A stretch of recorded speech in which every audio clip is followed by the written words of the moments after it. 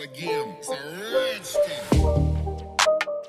What's going on, everybody? It's the Bulls Show, aka Aidan, and welcome back to another video. Ladies and gentlemen, we've got some news about a player that has entered health and safety protocols. Even in the NBA playoffs, those damn health and safety protocols has come back to bite the Chicago Bulls. But at the end of the day, I guess either way, there wasn't really much left from this team. But this player going into protocols could definitely be a huge loss for the Chicago Bulls in Game 5. But before we get started, please like and subscribe to the Bulls Show. Turn notifications on. And let me know in the comments below your thoughts about the game against the Milwaukee Bucks. One of these guys has entered health and safety protocols. Your overall thoughts and opinions on how we can do in Game 5. This might, for many people, say it could help the Chicago Bulls, but I think if we're all being real with ourselves, as bad as some of the performances this player has had, he definitely helps the Chicago Bulls team. His name is Zach LaVine, obviously an all-star this year, and he had his best game in Game 3 as well, and now he's going to be out, it looks likely,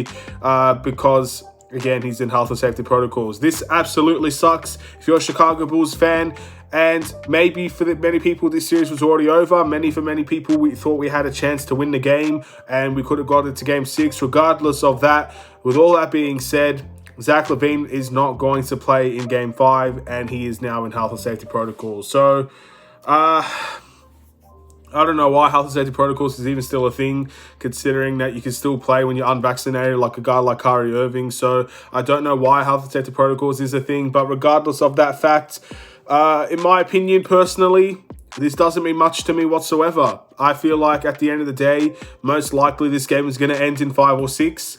And it looks like it's going to come true regardless. So get well soon to Zach LaVine if he actually feels sick. I don't think he does, but he also said in a previous tweet or a previous comment before that he's not ready to go home just yet. And yeah, well, I guess that's come back to bite him. It's the biggest memes of memes, I guess you could say, when it comes to Zach LaVine. And again, we don't know the health state of Alex Caruso at the moment. Hopefully he'll be good and he will be healthy. But at the end of the day, even in Game 5, I would still sit Alex Caruso as well. I just don't want him to have a concussion because he's in concussion protocols. And we'll just wait and see what the rest of the guys can do when Zach and Caruso don't play. We're going to see a dynamic duo of Ayo Dosunmu and Kobe White. One guy that's played fairly well in Game 4, to be fair, and the other guy that's been the most streakiest player in the NBA and definitely for the Chicago Bulls this year, and Kobe White. So if those two could pull a hat out of the rabbit out of the hat and we can have a stellar performance, great. If we get blown out again, I think that's what many people will expect, and I don't want to see that happen no matter who's playing for this team. And we'll just play with the odds, live with the results, see what happens. I do have some bad news, ladies and gentlemen, about Game 5 as well, at least for me, not for you guys. I'm sure most of you guys won't really care about this, but if you're intrigued to know, I will probably miss a lot of this game between Milwaukee and the Chicago Bulls in Game 5. This is obviously due to college classes that I've got to attend to at the time. I do live in a different country. I don't live in America. I'm pretty sure this game is relatively close to like being at night for you guys with the time differential and stuff. But for me, this is bright and early in the morning. And fortunately, priorities have to kick in, and I got to attend these classes. I'll probably still keep updated with the scores. Might put the game on between the breaks and at the end of the class, of course, on the way home and stuff like that. And I will be able to watch some of that game, but most likely I'll be missing some of that game as well. And it's unfortunate. I can't believe this has happened in the playoffs. The one day that I don't want a Bulls game to play, all of a sudden the Bulls game play on that day. The Bulls play on that day. Very unfortunate, but it is what it is. It's life. You can't always watch every single game every single time across the world.